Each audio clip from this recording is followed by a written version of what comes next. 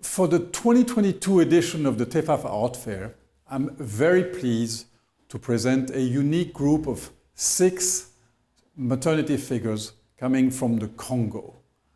These figures are called Phemba. It's their generic name, and they represent really a kneeling or seated maternity figure holding a young child or an adult, we're not sure, and decorated with elaborate coiffure. The Kingdom of Congo is one of the oldest civilizations in Central Africa, going back at least 600 years.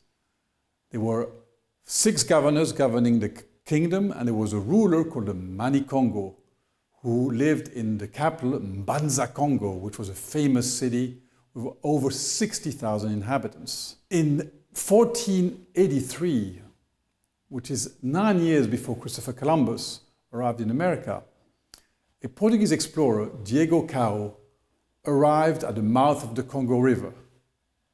He eventually met the King of Congo, and that started an incredibly fascinating and unique process of the merger of traditional African cultures with Catholic religion.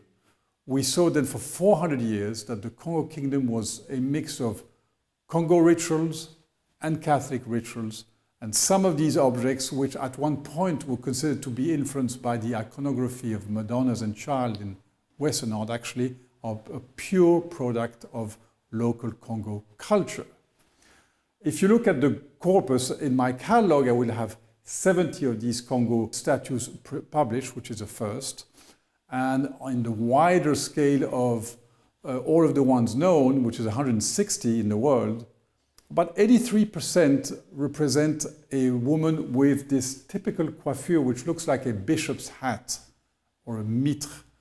And it basically represents a type of hairdo mounted. And only 17% have this round cap, which is actually symbolizing the chief or the sub-chief of a certain group. As far as the symbolism, sometimes a child is seen as suckling her mother's breast, but mainly, for more than 80%, the child is seated on the lap of her mother, kind of sleeping. And what you have to notice also is an interesting detail. The so-called child had the same coiffure as the mother. So since these coiffures are highly symbolic, we think this is not a representation of a child, but actually what you call a puer senex, a child as an adult or as a wise person, which represents the wisdom of all of the Congo divinities. The representation of women as female voices from many cultures has a long history, starting with the Venus of Willendorf, which is 22,000 years old, all the way to Nikit Saint-Phal's Nana.